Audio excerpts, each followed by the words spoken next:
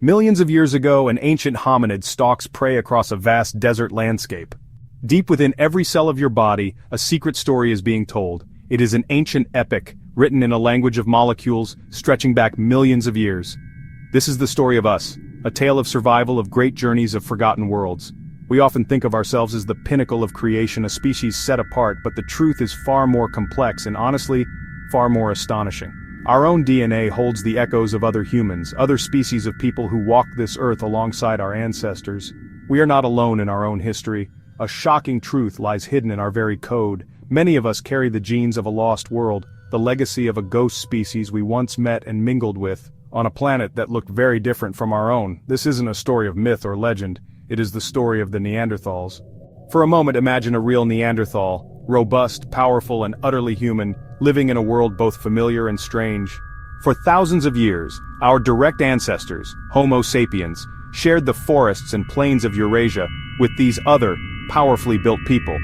They were not the brutes of caricature, but intelligent, resourceful hunters who buried their dead and perhaps even created art. And we now know with absolute certainty that our ancestors did more than just coexist with them. They had children together. That intimate connection, which happened tens of thousands of years ago, has not been lost to time. It lives on, a faint but persistent whisper in the genetic makeup of billions of people alive today. The ghost of the Neanderthals walks with us still. Our story begins in Africa. 6 million years ago, a changing climate transformed dense forests into open savanna. For our earliest ancestors, this was a crisis. Food was scarce and predators lurked in the tall grass. But in this crucible of change, one of our ancestors, an Australopithecine, did something revolutionary. It stood up. Rising onto two legs, freed their hands to carry food, infants, and eventually, fashion the first tools. The famous fossil Lucy proves it. Her skeleton shows she walked upright, but she was still a creature of two worlds. At home on the ground, but retreating to the trees for safety. This was the first great leap on the long road to becoming human. For millions of years our ancestors walked the earth, their hands now free. And then, around 2.6 million years ago, an ancient mind looked at one stone then another, and saw not just rocks, but potential. With a series of deliberate, skillful strikes, one of our ancestors, likely a species called Homo habilis, or handy man, created the first tool. It was a simple chopper, a piece of stone with a sharpened edge. It may not look like much to our modern eyes, but this was one of the most important inventions in the history of life on Earth. It was the dawn of technology, the moment we began to shape the world to our will, rather than just being shaped by it. This simple tool was a game changer. Suddenly, our ancestors had access to a whole new world of food. If you're enjoying this, please like and subscribe. Slice through tough animal hides to get at the meat beneath. Crack open bones to access the rich, nutritious marrow inside. This was a vital source of protein and fat, the very fuel needed to power a larger, more complex brain. It was a feedback loop. Better tools led to better food, which in turn fueled the growth of the brain, a brain that could then invent even better tools. The toolmaker's revolution had begun, and it would propel our lineage on an entirely new evolutionary trajectory. Homo habilis was different from the Australopithecines that came before. Their faces were smaller and their brain cases were noticeably larger. They were the first members of our own genus, Homo. The creation of tools was likely a social activity, with knowledge passed down from one generation to the next. The stone chopper was more than a tool. It was a key that unlocked a new future. From these simple beginnings, the technology would slowly advance. As our ancestors, now armed with tools and growing brains, began to thrive, a new character entered our story. Homo erectus, the upright man, appeared on the scene around 2 million years ago. They were taller, stronger, more human-like than anything that had come before.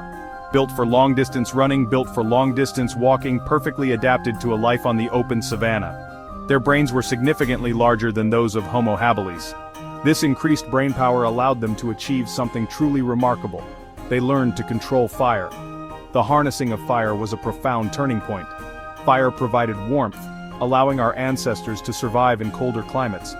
Fire let them stay active after the sun went down. It offered protection, keeping dangerous nocturnal predators at bay. And most importantly, it transformed their diet. Cooking food makes it easier to digest. Cooking releases more nutrients. It also kills harmful bacteria, it kills parasites. This reliable, high-energy food source further fueled the expansion of the human brain. The campfire became the heart of the community, a place to share food, a place to find safety, a place to share stories. Around these ancient fires, the foundations of human society were forged, but the most incredible achievement of Homo erectus was their wanderlust.